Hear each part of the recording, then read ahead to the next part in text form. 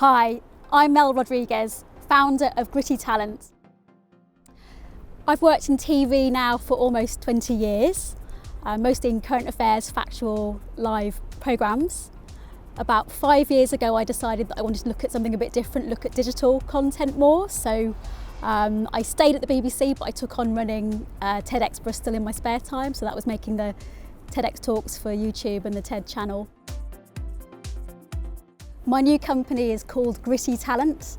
Gritty Talent is all about connecting new, emerging and diverse creative people into both on and off screen roles in the TV industry.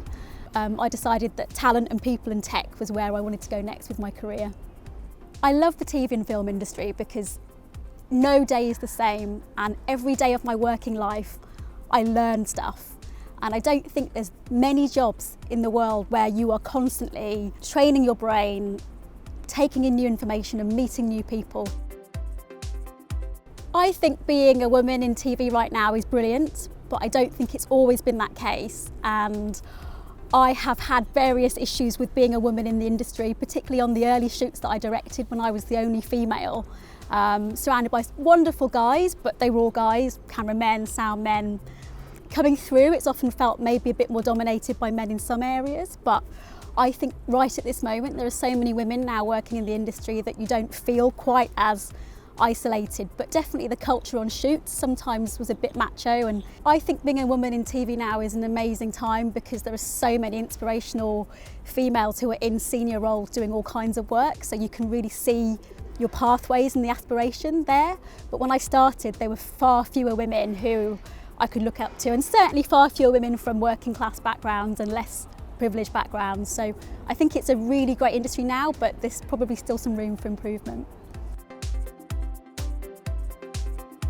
From my experience coming into TV from a working class background, it was a real asset when I was doing stuff like going out and getting contributors, going to towns and cities all around the UK and trying to get people's trust for filming. So absolutely having that experience, that lived experience, was really useful in my editorial work, but actually coming into the industry and having not gone to private school, not having connections, did make it harder at the start because there were less people that I knew who could help me, and I had to make it on my own, and I didn't have a lot of support, whether it's financial or whatever it is, to do the things that often you need to do, like lots of unpaid work experience, or go to lots and lots of social events and buy lots of drinks. You know, people coming from less affluent backgrounds into TV have so much to offer because of all their different experiences, and TV is made good by that diversity of opinion and that diversity of experience.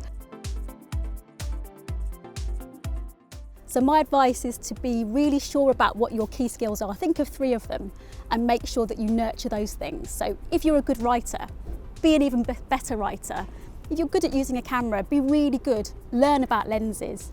If you're really interested in post-production, start editing your own films. So quite early on, refine what your key skills are so that when you are in front of decision makers, they can be in no doubt that you're the right person for that job, and they can see that you've made that effort to really enhance your skills even at an early stage.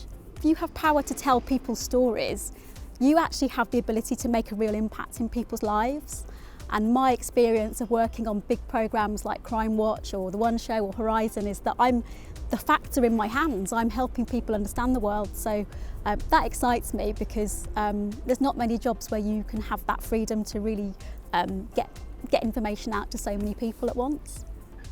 Want to learn pro? Come join us on UniPro.